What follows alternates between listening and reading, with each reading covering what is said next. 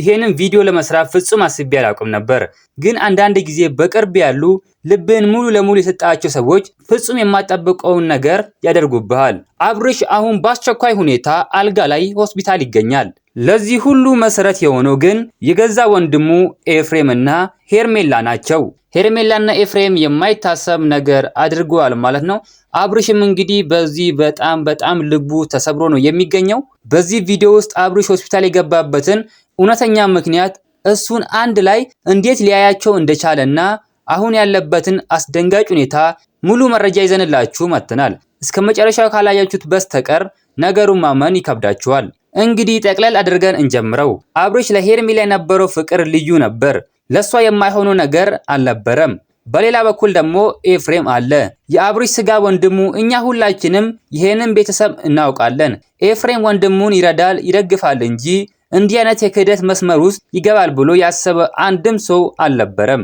አብርሽ በወንድሙ ላይ ያለው እምነት 100% ነበር። ፍቅረኛውን ሄርሜላን ከማንም በላይ ወንድሜ ይጠብቅልኛል ብሎ ነበር። ግን ይሄ እምነት ወደ አሳፋሪ ድርጊት ተቀይሯል። እሺ ነገሩ እንዴት ታወቀ? አብርሽ እንዴት ሊያያቸው ቻለ?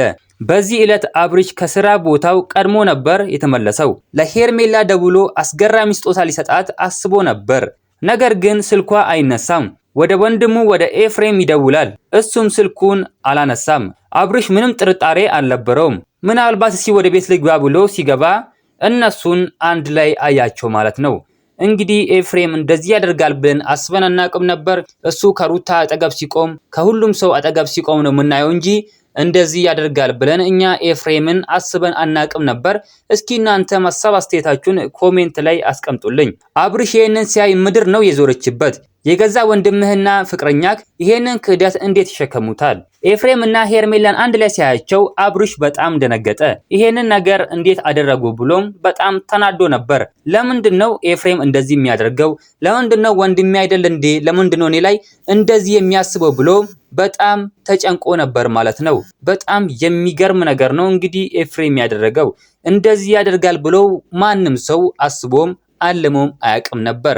አብርሽና ሩታ አንድ ላይ እንዲሆኑ ሲያደርግ ብቻ ነበር እኛ የምናውቀው። ነገር ግን ይሄ ነገር ተፈጥሯል። እስኪ እናንተ ምን ትላላችሁ? ሐሳብ አስተያየታችሁን ኮሜንት ላይ አስቀምጡልኝ።